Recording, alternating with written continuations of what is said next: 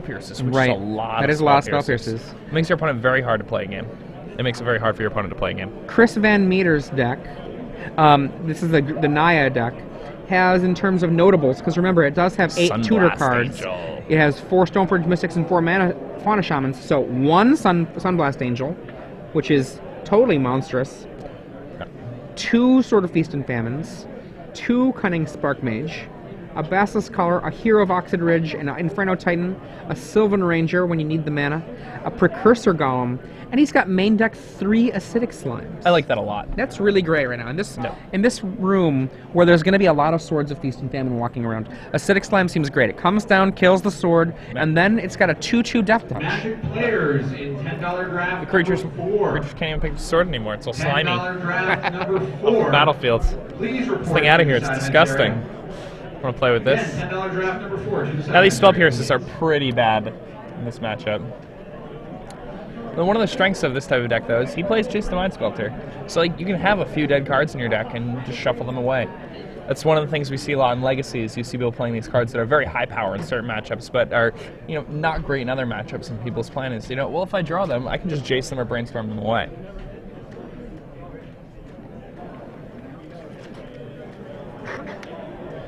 And we're off. Chris leads with a Copperline Gorge into a Birds of Paradise. AJ plays Celestial Colonnade and passes it back to Chris.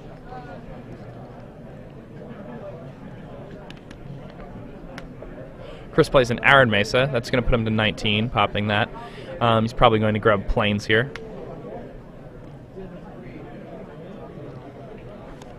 Let's see what he has to offer.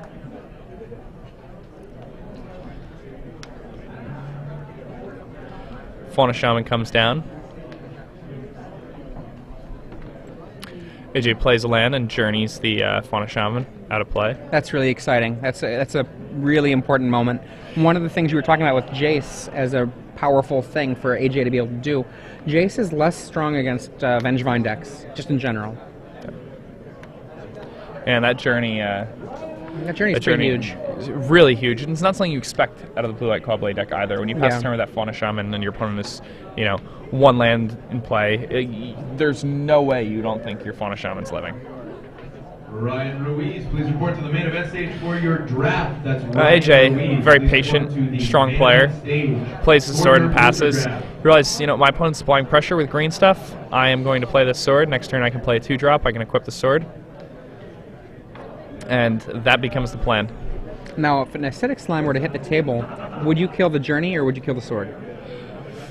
I think you have to kill the sword at this point. I would actually kill the other way around. I might kill the journey and then get another Acidic Slime. The Faunic Shaman coming free means you can definitely go there for the second slime.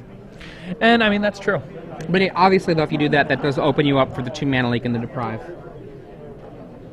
This is a final call for Ryan Ruiz for your booster draft. You have this small opening where you get to do something through counter magic, and taking your opponent away from access to, protection from green.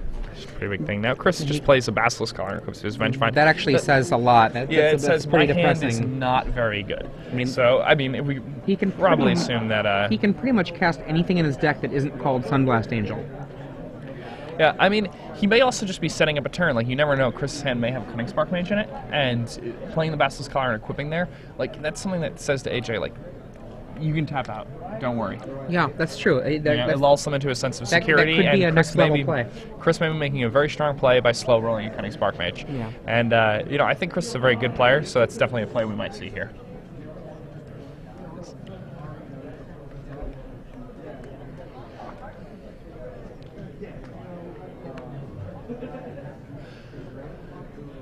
Now, AJ's got the signature full grip of the Caw-Blade deck. And, those are some nice sleeves AJ has. I wonder where he got those. These sleeves say, "Don't daze me, bro." The blue blacking. I believe you can find those on StarCityGames.com. If you so desire to have some sweet new sleeves. I don't know if you've seen the other color combinations. Now, AJ, has a Squadron Hawk, which now has protection from green and is a 3/3. It makes it pretty rough for his opponent to swing into. But Chris did slow roll the Cunning Spark Mage. He's going to get to take that Squadron Hawk out. And, that's pretty strong, especially game 1. AJ Sex's going to be pretty hard-pressed to beat a Cunning Spark Mage equipped with a collar in game 1 here. Absolutely. I mean, he does have access, obviously, to another Journey to Nowhere. He's got 3 Day of Judgment. He has a Gideon. I mean, time is of the essence. He's got answers. 11. But yeah, his life total is actually, it's 7. Oh, yes. So, it's really rough. The day, he could just be, under dire straits from Vengevine attacks the next turn. Yeah.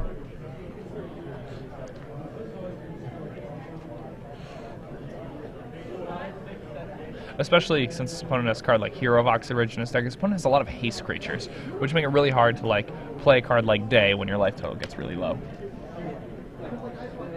At this stage in the game, you don't have this much mana anyway. 5 mana.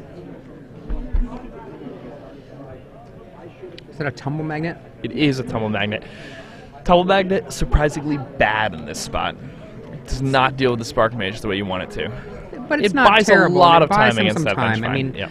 As long as another haste creature doesn't come down, that's going to buy him a lot of time. It's true.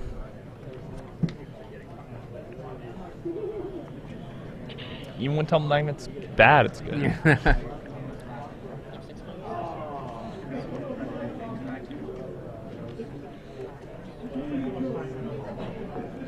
Now, what I'm wondering about was the Basilisk Collar play. Was that setting up, a opportunity to kind of fake out the opponent, or was it,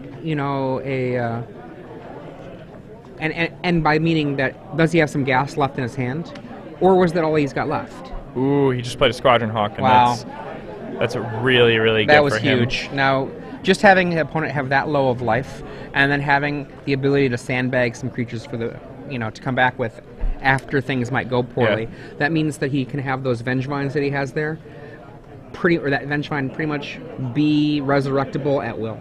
Yes.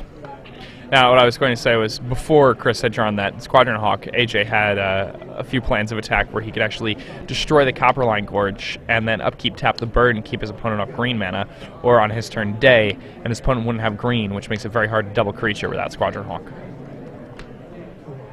Okay, it's a second Hawk in play. So Chris plays second Squadron Hawk. Those are both just under the Open Series banner, as you can see.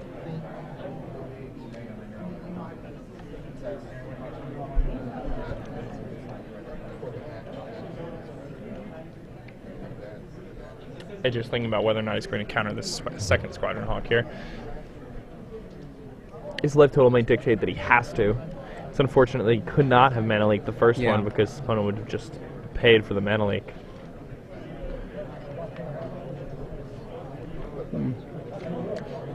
When you have to throw away a mana leak like that, and by throw away I mean, use it to take out a small portion of a card, you're not happy, but at least it's doing something. You're just trying to stop the bleeding.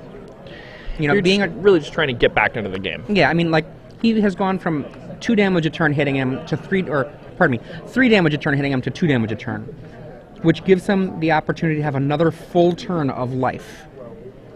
And that's just, of course, if we stay with the status quo with the game state.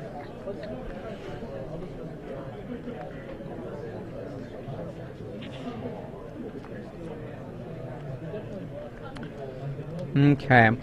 So for those of you who are just joining us, this is Game 1 of the matchup between AJ Sacher playing Blue-White Caw-Blade versus Chris VanMeter playing Naya. I'm Adrian Sullivan. And I'm Jacob Van Lunen. And we're about to see what AJ's got here to deal with this. He's at 7, pretty low life total. Scary place to be in this spot. Second Tumble Magnet, maybe? Seems reasonable. Second Tumbler.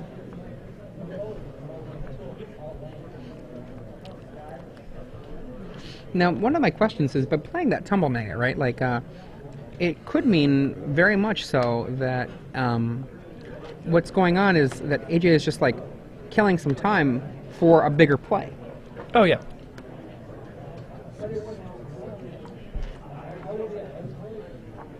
Now, AJ goes down to 6.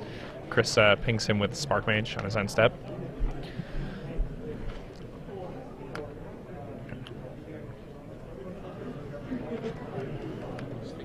And this is a really rough spot. I mean, AJ really needs a day off the top of his deck, something like that.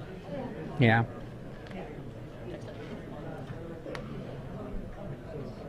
It's funny because with those tumble magnets, if he were to be able to, like, you know, reach over into Chris's deck and draw Chris's Sunblast Angel, that wouldn't be bad. Sunblast Angel is a surprisingly powerful card. We had a 16-hour drive down to Atlanta after picking up my friend from Penn State, and we went to the Grand Prix there, and over the course of that drive, Sunblast Angel ended up in the sideboard of my friend's extended Naya deck, So, a lot of applications. for those of you who have been paying attention to the Open Series thus far this season, you'll note that AJ is now a straight blue-white deck, whereas previous incarnations of this list have been blue-white with red for AJ. And AJ went back to the blue-white version. This is something I've seen a lot of my friends doing, friends who play in local tournaments and things like that. I think Edgar Floor is the person who really made this happen. He stuck with the blue-white version. He never ever loses with it. He just top 8s every tournament he plays with the deck, and he's just playing the deck differently than other people. And as more people start watching him play, and people start actually recognizing, wow, this kid's really good, people are saying to themselves, oh, he plays the deck that way, maybe I should try playing the deck that way. And then they try it, and it's pretty good. And Gideon is the answer that AJ needed here. Gideon particularly backed up by Tumble Magnets just to give it a little bit of insurance. Now, Cunning Spark Mage doesn't care about Gideon if it doesn't want to. Oh, well, it does, because it has to attack next turn, so it's going to have to just tap and shoot AJ for damage. No, it's not going to have to attack, because he can just poke. Well, AJ yeah, he again. has to shoot AJ instead of attacking, and then it's tapped, and then AJ can kill it with the Gideon. There we go. Yeah, there we go. That's what I meant. Okay. Well, he has to tap it on his turn. He can't Right. leave it up. So next turn, AJ's getting an active sword again.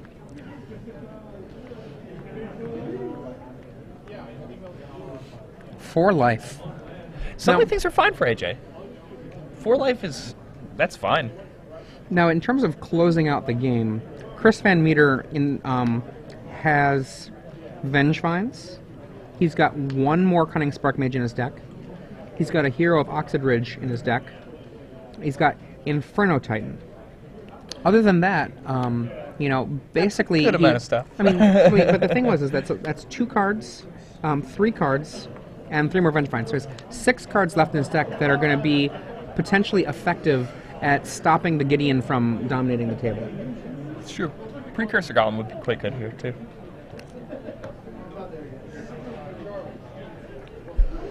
And everybody attacks the Gideon. Looks like Gideon is actually down to a 1. I'm not sure. Maybe I'm misreading that. What does that say? He got poked in the face by the Cunning Spark Mage. It can't be that low. It's probably down to a 6. I see 2... yeah, I believe it's down to a 6. 2 claws? Yeah, 2 claws attack. Okay, so good. That's a 6 then for that Gideon. And there's another... It's funny how we've sort of started calling them caws now. Yes. Birds. I think this is a perfect example of Brian Kibler proving Patrick Chapin wrong about something. Patrick Chapin said that deck names don't have any real value anymore, and then Brian Kibler makes a deck and is like, this is Caw Go. And when you hear the name Caw Go, you think Draw Go, and you get a whole sense of what the deck does. And it's useful, right? And now here we are unconsciously calling the Squadron Hawks Caws. Now, AJ had the day. AJ set that up beautifully, and now this game looks like it's solid. It looks wrapped. Grasp. I mean, he's even got a Tumble Magnet back. And if he can just keep, having a Gideon on the table when your opponent doesn't have a board presence, the Vengevines aren't even powerful. Yeah, and those the Tumble Magnets will just turn it off. Exactly. And soon he's going to be able to move the sword for D. It's just really, really bad for Chris. If he gets to untap without, Chris needs to get something really good happening now. It's Acidic Slime? Yes. What is it chopping down? Journey to Nowhere. And that brings back the Fauna Shaman. Gets back a Fauna Shaman. I believe he has another Bird of Paradise in his hand, so he's going to be able to tutor up whatever it is that he needs. Could be an Inferno Titan. It could be. Okay. So, what is your plan here, then, if you were AJ? His opponent is at effectively a high enough life total that the end game isn't important. What's important right now is getting to the end game. So how do we get there? I think you play a hawk, you equip a sword, you give your Gideon +2, and you pass. I was thinking... AJ's going to go ahead and play the hawk. Play another hawk. I was thinking make the Gideon a man and equip it. Here he comes. Can't be blocked. No, then you get to untap, and then you get to equip to the sword anyway. Yep. Take 8. And this is what we were talking about before, about the ability of the Caw-Blade decks to close out games. I mean, he was in a position where his opponent was at a fairly ridiculous level of life, right? And now he's actually at the position where he's started to close things down. You know, like, his opponent is now below 20, and he is threatening the potential to throw down, what is it, 6, 9, 10, 11, 2 turns. Have the game be done. And tech edging that land, again. Huge. See, he's tech edged 2 of Chris's lands, and this makes Chris's Fauna Shaman significantly worse. And normally you're this control deck, and you're playing against this deck with creatures. Like, it's not like Wasteland is the thing you seem like you want to be doing, but as people are starting to realize, the Caw-Blade deck has a significantly lower converted mana cost than, like, on average, than basically every other deck in the format, except for a red deck. And as a result, your tech edges have a lot of value. And if you use them aggressively, like, you're going to make the game very difficult for your opponent. So one of the things that can happen here for Chris, he's been knocked down in mana, so the Inferno Titan plan actually doesn't make sense anymore. What he can do is he can search up the second Cunning Spark Mage, put that Spark Mage into play. He does not want to activate it right away because of that Gideon. And then he will be able to really be putting AJ in a pretty perilous position still. Yeah, it's true. Now remember, Gideon, when it has activated and become a man, Gideon cannot take damage. So it is immune to Cunning Spark Mage Basilisk Collar.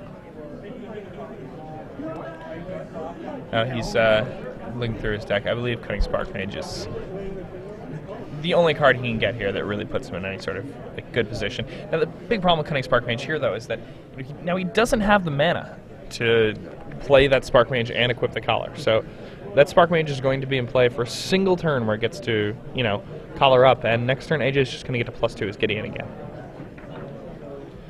Right now, that and the Spark Mage isn't even the tumble magnets also mean that because the Gideon is sufficiently high, he can actually just kill the Spark Mage right away.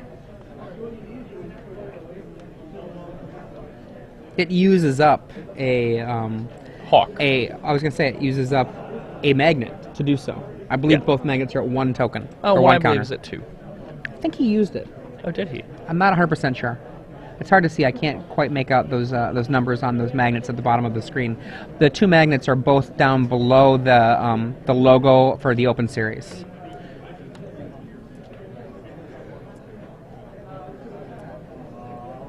Let's see what happens here.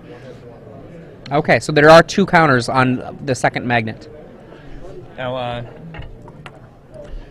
just attacking with this Hawk here is so important. Putting your opponent at 0 cards. It makes the Vengevines, like in the graveyard, no longer a threat. It makes the game significantly more difficult to lose for this point. Absolutely. His plan right now is he's got to think, okay, well, I just need to kill a Spark Mage, and I need to... So this turn, he may just main phase tap Spark Mage, realize, well, I should have done that end step, but no biggie. Then put his opponent on... Look at this board position, like, just 2-3 turns ago, AJ was almost dead, and now he's threatening just to take it all away. Just to end it. He's swinging all out. I don't need blockers. I have Gideon. It's all in the air.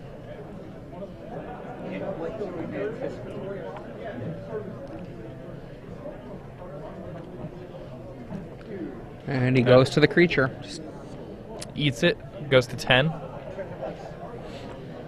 And pitches his last card, which I believe was a bird. No, those don't untap. That'd be pretty good. Tries to untap the cause, maybe as a joke. It was either as a reflex or as a joke. Yeah. You feel like you're time walking when you hit them with the sword. Yeah.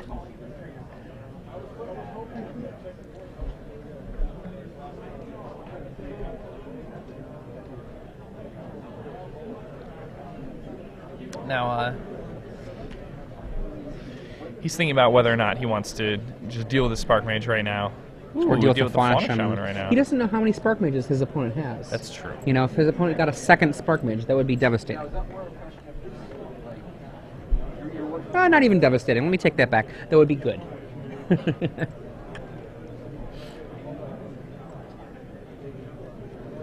I'm interested to see. AJ really has to tap this acidic slime here with the Telemagnet. I was gonna say, there we go. Chris just packs it in. God, what a turnaround. In terms of sideboarding here, Chris has the ability to bring in Cunning Spark Mages. Gideon, he can bring in Gideon as a means to fight Gideon. Thrun the Last Troll seems good. Acidic Slime seems good. He's got a lot of weapons here. Manic Vandal, another Collar, which I think is good with his Spark Mages. Spark Mage. Linvala, do you like Linvala as a means to shut down Stoneforge Mystic? I think it might be too narrow. I'm not sure if it's good in this matchup. It's actually fine here because like swords on Hawks, it blocks those all day. Like the fact that it's a 3/4 flyer that's white, it dodges all the sword pro colors. So what do you think? It may get brought in. What do you think of Arc Trail versus Blue-White Clawblade? I've always liked Arc Trail. I think it's really good, especially if you're applying pressure, which his deck certainly does. So I wouldn't be surprised if we brought those in. Over here from AJ, see a Mortar Pod. He's almost certainly going to bring that in as something to go get with his Stoneforge Mystic. It's an excellent answer to the Cunning Spark Mages. Yep. AJ also has a Sun Titan, which seems like could be pretty good here. I think importantly, he's got 2 Ousts and 2 Condemns. Oust is great against Fauna Shaman, and Condemn is great against Vengeful. Yep. You know? And when you're bringing in cards like Oust and Condemn, you're making your Jaces a lot more powerful too. Yeah. That's another thing that a lot of people don't necessarily know about Jace is that the more 1 and 2 mana spells you play in your deck, the better Jace the Mind Sculptor is. Like when you have this like endless stream of cards, just these 1 mana spells that make it really hard for your opponent to do things. Cards like Condemn that protect it. Cards like Oust that protect it. Yeah. Like they make things very rough for your opponent. Now, I think he's definitely bringing in the Sun Titan because he's already been shown by his opponent that his opponent is able to tear apart like the sword. Having a sword in play is really good. Especially Feast and Famine. Like such a big portion of Chris's deck is green, and such a big portion of his plan is to rely on the Vengevines. That Chris also has to play this weird game where he wants to set up the Vengevines, but if he does set up the Vengevines into AJ, like slow rolling a sword or like grabbing a sword in the mid game, right, like then that plan instantly becomes very bad. So what do you think he sideboards here? I'm out. AJ has 7 cards, I think, that come out. All of his counter spells, 3 Spell Pierce, 2 Mana Leak, 1 Deprive. I think all of those should all go away. And I think that the Sylvok Lifestaff doesn't do the work it needs to do. I agree. So that's 7 cards that can go out. And I think he wants to bring in an extra sort of Feast. Right, I agree with that. That's 1. Yep. 1 Sun Titan. That's 2. Yep. Mortar Pod. Mortar Pod is 3. And then Condemns and Ousts. Condemns, Ousts. That's your 7. Now, it's possible that he might be eyeing up the Flash Freeze. I don't think that that's a useful card overall because, again, I don't think you want to be reactive. Yes, you can counterspell a Cunning Spark Mage. Yes, you can. But I mean, you're playing against... Naya's still a white deck. Yeah. Like, most of the decks in this format are white decks. Yeah. I mean, and you're white not decks gonna... white decks play Stoneforge Mystic, and white decks play Squadron Hawk. You're not going to be... the cards you care about most. You're not going to be countering Vengevine in any useful way. If you counter the Fauna Shaman, that's more like, really lucky times. So yeah, I don't think that that's appropriate for those to come in. The core Firewalkers, similarly, this is not a traditional Naya deck where, it has the red creatures. You don't see any 5/4s here. That's not necessary. I might imagine it's possible that the 1 Divine Offering might come in. Yeah, I mean, he knows his opponent's going to be trying to grab, some type of equipment. Yeah. Collar, sword, something like that. And if he brings in the offering, it does make his deck better. I actually think that he will bring in the Divine Offering because his opponent is a Mystic deck.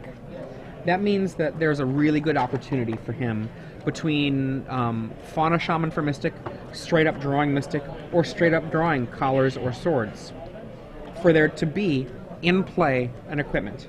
So, Yeah. with that being said, I think that I would try to find room for that one Divine Offering. And I'm not sure what I might cut for it. Maybe I would cut one Jace, just because it's expensive. I maybe bring it in. I don't know if I bring in the Divine Yeah. Offering. I mean, it's certainly always, like, almost always having a target. Right. But just because something has a target doesn't necessarily mean it's... But I think there's a lot of value in that target, right? If I your guess the opponent life is also pretty relevant. exactly, the right? life is relevant, and if you kill a Basilisk Collar in response to a Cunning Spark Mage, you know, trying to kill a bigger creature, that could just destroy a game. It could just completely destroy a game. Now, AJ's going to go down to 6 cards here. Yeah. AJ will be on the draw. Right. From Chris's side, do we think that it's going to be Cunning Spark Mages? I think Gideon's come in. Acidic Slime, Manic Vandal, Sun Titan? It's hard to cut cards from Chris's deck. Well, what are the cards that are less exciting for him? Precursor Golem strikes me as a card he doesn't need. It's just a card that's useful. I think Precursor's, in general, pretty good against some blue-white decks. It's a card you want. It's really hard to sideboard with this deck. Yeah. Sunblast Angel seems like it's not necessarily great. And this, you basically, I feel like you end up shaving things if you want to sideboard with this deck, which is often the case with these tutor decks. Yeah, and as a result, his sideboard is mostly one-ups. The only cards he has more than one of are Arc Trail, Condemn, and Gideon Jura. Right. So that we get the opening stages of the game starting. It looks like turn 2 has passed for AJ, and I'm seeing nothing being cast. I guess it's turn 1, pardon me. Fauna Shaman hits the board with a Bird of Paradise as a friend. AJ has a Journey to Nowhere sitting in Oblivion, which will bring the Fauna Shaman to Oblivion with it. This return to cards like Oust, like Journey to Nowhere, I think it's partly as a result of just how weak Condemn is against Claw Blades. I actually like Condemn against Cobblade. Do you? Yeah, I mean, it's like once they suit up something with a sword and like start turning it sideways, like Condemn eats for 1 mana. I think Condemn's very good in Jace decks. I think one of the things I don't like about it is that yes, you're stopping the guy, and to be fair, Oust is not great against a Caw either.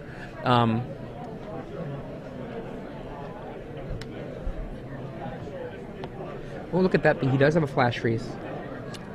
Ooh, so he did bring in the Flash Freezes. I'm interested to see what he takes out then. I'm not sure if I like that. I mean, I guess he did see red and green spells, you know?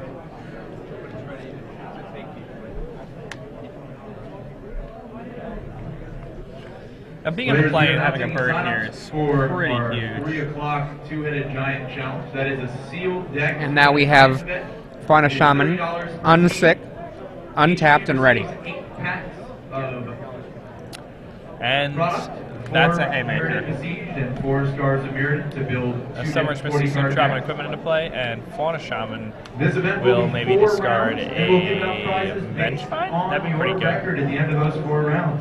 It might search up an Acidic If you're Slime. interested in that event, please It also call seems to pretty see simple. Acidic Slime to hit the journey to get the Fauna Shaman That event back. will be starting at 3 p.m. That's presuming that there's access to a 5th mana.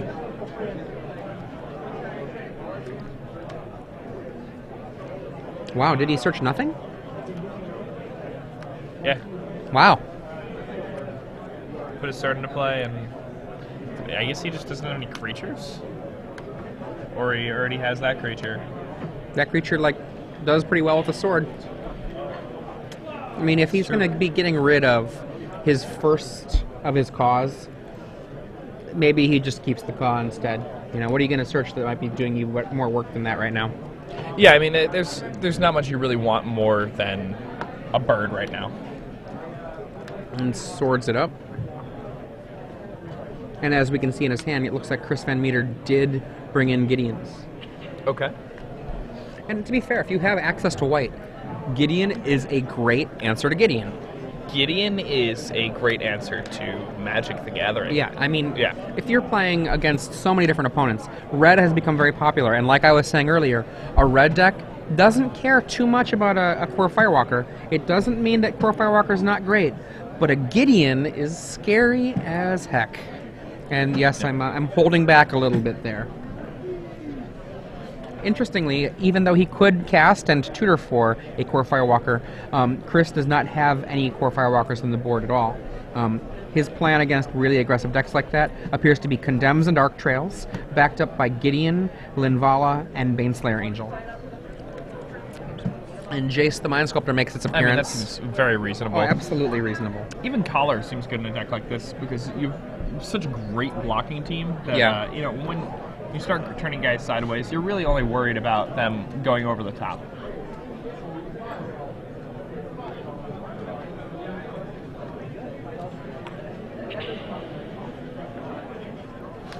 Now, Yeah. this position, Chris looks to be in really great shape. Yeah, but at the same time, AJ is like kind of put his opponent through an awkward decision. Like he has the Jace in play now, and if his opponent wants to kill that Jace, his opponent's going to have to attack the Jace with the sorted guy. Yep. And Which you know he won't get the untap off the sword. He won't get the discard, but you kind of got to do it. Yeah, I'm fine with that. I'm fine with sorting up Not let AJ one of those untap guys, with a Jace. kill the Jace, and do 1 damage.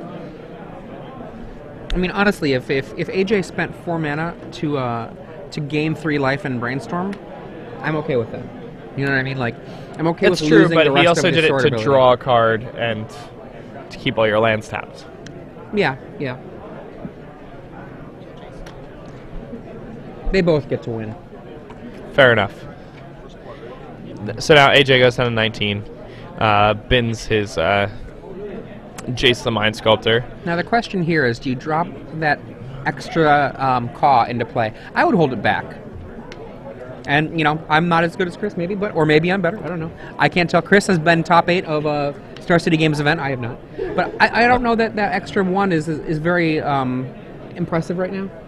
Well, I mean, the thing that Chris has to be thinking about is, okay, well, my opponent already played a day. I have to fight into that card with my deck, so Well, it's not too unreasonable. It's also it's fine. not like, unreasonable. No, I don't think it's unreasonable. when you're playing the blue-white deck, like you kind of like slow roll your birds because you have so many ways to like abuse the shuffle mechanics and things like that. But when you're playing a Naya deck, the birds are birds. You know, you can discard them to your Fauna Shaman later on in the game, and you can use them to get your Vengevines back. But when it really comes down to it, they're things to put your equipment on. So you kind of just want to flood the table. I guess I'm looking at it more as the bird also as an enabler for Vengevines. And I'm not sure that the extra bird... And the thing about it is Chris, clearly, he didn't snap call do it. He spent a moment thinking about it, you know? Very so true. it's still it's an open question, really.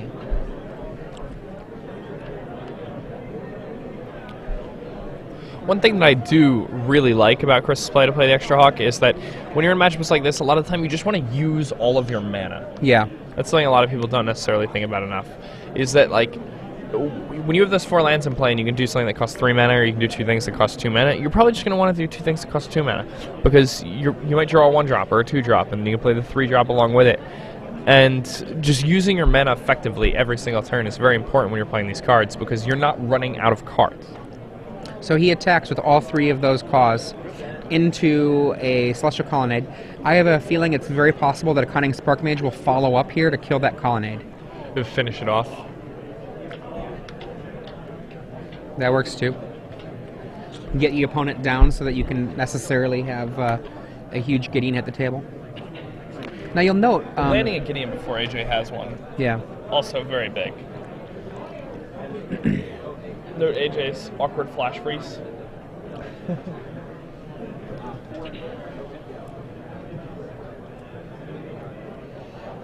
Right now, I think that if I were AJ, the card I would want to see more than anything else is a Squadron Hawk. Just... Yeah.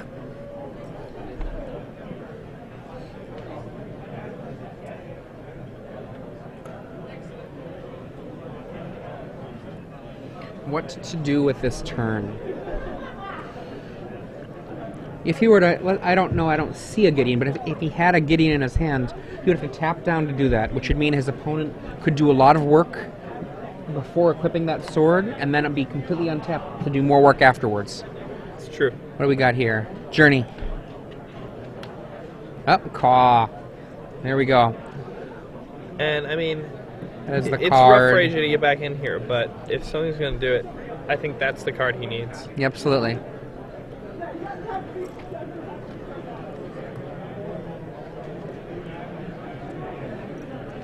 Now, we have AJ searching up his set of squadron hawks. Get a full squad in hand. He now also has a condemn. That condemn is going to be pretty good here. It might even get to fight with a Gideon. Condemning a Gideon would be so exciting. Oh yeah. And when you're playing against a deck without blue, I mean, when you know they can't answer it. There's a Tectonic Edge and a Celestial Colonnade hanging back? Yep. Okay. So he has access to his flash freeze. He also has access to tech anything one of his opponent's lands if he needs to for some reason or another.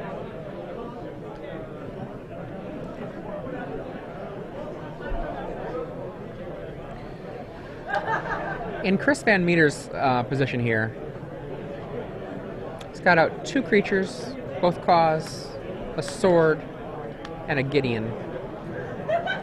Where does he want this game to go? His opponent actually has a lot of life, and he knows that his opponent could have cast another blade, or another Squadron Hawk, but didn't. I'm interested to see AJ's block here. Yep, chump and trade. That seems fine. And Gideon goes up to 10. Yep, go into it a little bit further. That is the 4th of the Hawks.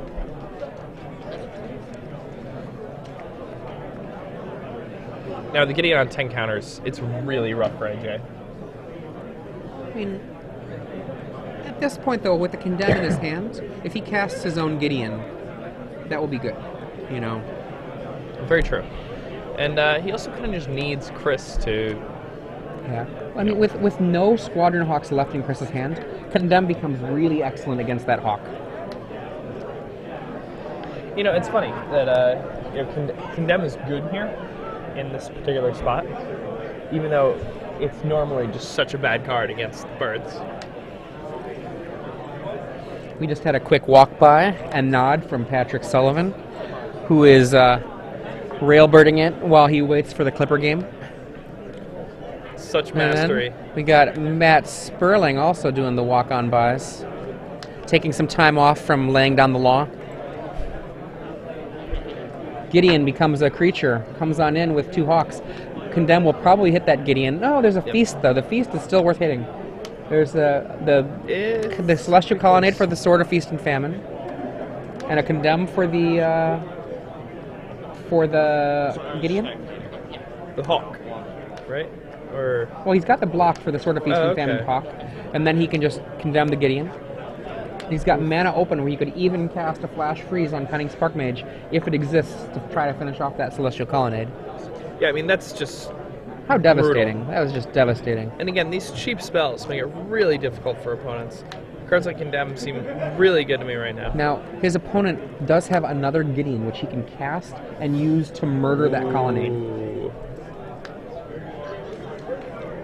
So if he casts he can't kill the Colonnade. Yeah, it's still a creature. Oh, it's creature... Yeah. There we go. Does he want to murder the Colonnade? Murder it. Murder the Colonnade. Kill the Colonnade. Did he do it? Did he do it? No, he did not. And AJ just untaps quick as can be. Oh, there are 2 Colonnades back there, so if he were to murder the Colonnade, another Colonnade could just come back. I only saw the I only saw the 1 Colonnade. Such an interesting game. You know, you can force things to happen. Preordain.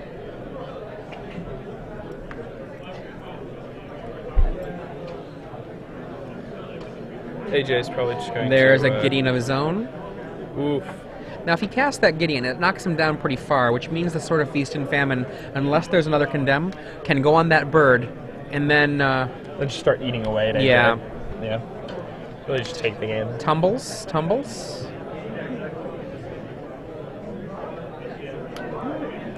Squadron Hawk. Hawks. More Hawks. Hawk. And I believe that's a pass there.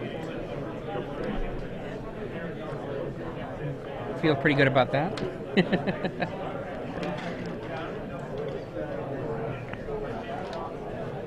Sitting back with that tectonic edge. Yeah, I'm surprised he hasn't tech edged that red land. I know. Only one red source right there. Chris is sitting on an Inferno Titan right now.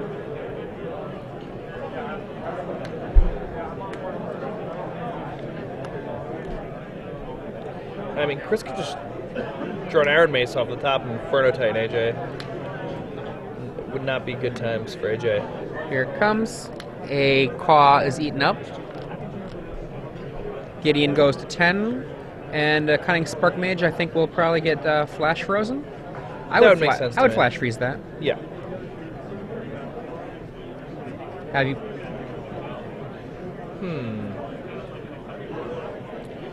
But maybe Chris would not. Or maybe AJ might not? Oh, yes. Is that another? So he's got a Gideon in his own hand, correct? He does and have something. a Gideon in his hand. Stoneforge Mystic off the top. Yep, there's a Gideon and a Stoneforge Mystic. Ooh, nice. So Gideon kills Gideon. those are some good spells. I want to see a deck like Chris's do well. Sunblast Angel is always a blast to watch. Right. And then Stoneforge Mystic for his own sort of probably Feast and Famine. Would make sense. He may just what is that? play Is that a an Tumble oust? Magnet? Oh no, he's gonna kill that land finally. Huh. And is that an oust? And it's an oust. Oof. The only Caw in the deck. 2 cards down. Chris can shuffle with it. Yeah. You get if he has Halimar Depth. Now next turn, AJ has 7 mana, so he can cast Stoneforge Mystic, search for Sword of Feast and Famine, cast it, and equip it on his own blade, on his own Caw. Yeah, I mean, then he gets to untap all of his lands. And Yep. At that point, it's pretty rough for his Boom. opponent. Because here he goes. Here's Sword. Equip sword to my birdie. which conveniently is untapped. Yes. I didn't attack yet. It's fine. And here then it he comes. gets to D up with a Sworded Mystic. What is that going to kill? Is it going to kill the Inferno Titan? Because it's so far away. There it is. Inferno Titan goes away. And up comes all of the mana.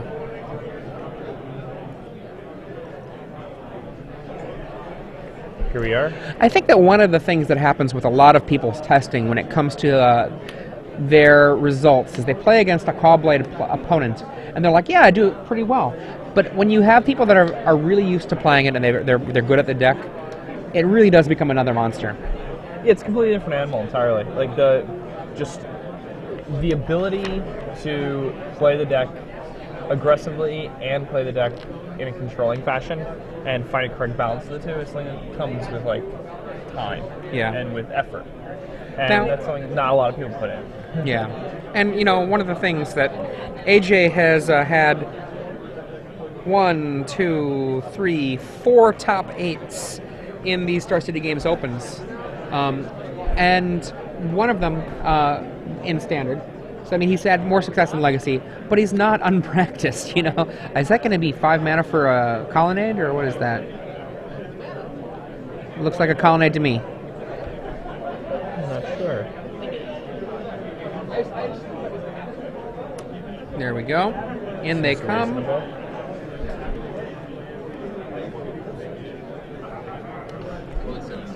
So, AJ bashes in. Chris decides he just needs to chump. He doesn't want to discard that last card of the sword, so it's also important not to give AJ the untap, because then AJ just like has the Celestial Colonnade as this unbelievable blocker. So what did I miss? So we're watching Chris VanMeter. He's fighting against AJ Sacher. Chris is playing a Naya deck, similar to Ryan O'Connor's list from last weekend. AJ is playing classic blue-white Cobblade, using his tech edges aggressively, like good men should. How did your last round go for you, Brian? I was the winner. I defeated a rugby deck. We're going to be starting your event right after we start. Chris has an acidic slime for AJ's Sword of Feast and Famine, and that's a pretty big deal right now. If you'd like to participate in 2HG, AJ looked to have regained control of this game, but an acidic slime for that sword really changes things here. Now AJ's basically playing off the top of his deck as far as I can tell. See a plains in his hands. Just gonna just 2 plains. Just gonna activate this colonnade.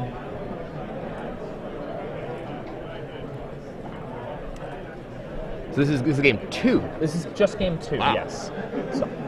So the first game, AJ was down to a very low life total and came back. It was a very impressive comeback. Now he's got this colonnade here. He's definitely attacking with it. He can't even, he's just deciding whether or not he wants to get in with the Hawk. Now he's probably going to chump here with the Mystic when he passes. It's pretty interesting.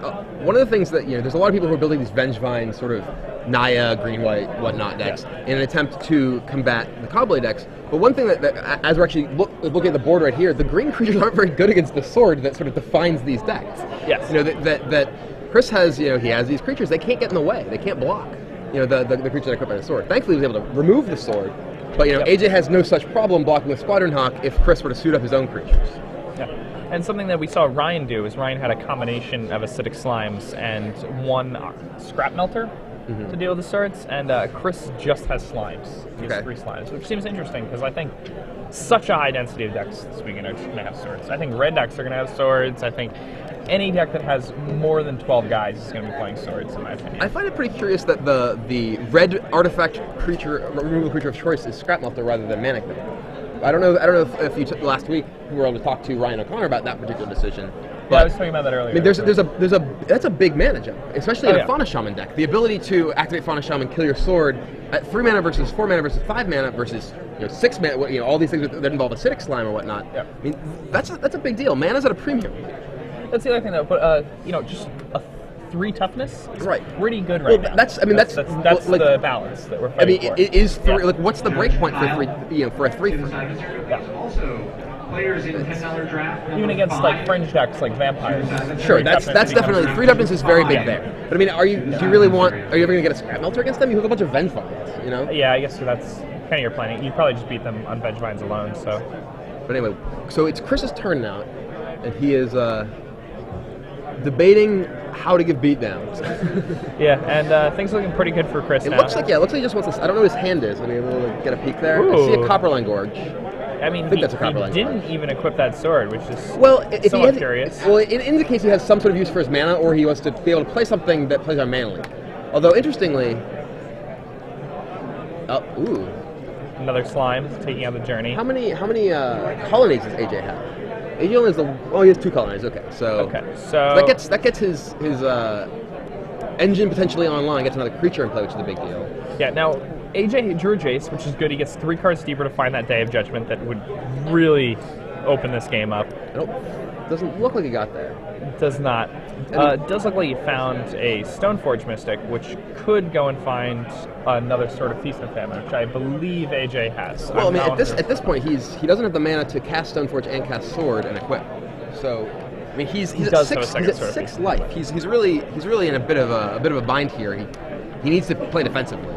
Yeah, he needs to start chumping basically. Yeah. But a Day of Judgment would just open this one up.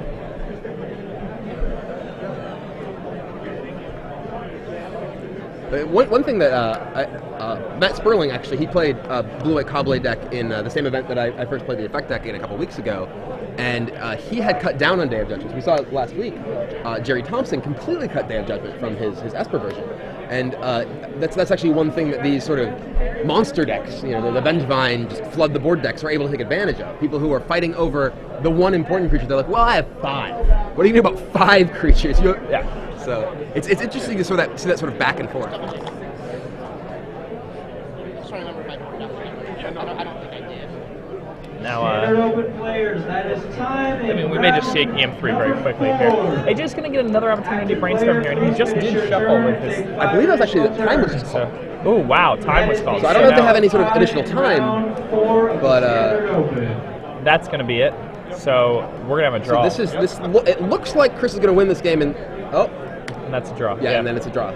I think Chris Search used Fauna Shaman and found a Hero of Oxyridge, and that meant that just closed it. I need Devin Cooper, Colleen So, Nelson, battle to a Andrew draw. Zimmerman, and Augustus Edgar. Now, this puts both of these players at 3-0-1. Okay. Both very much in contention at this point.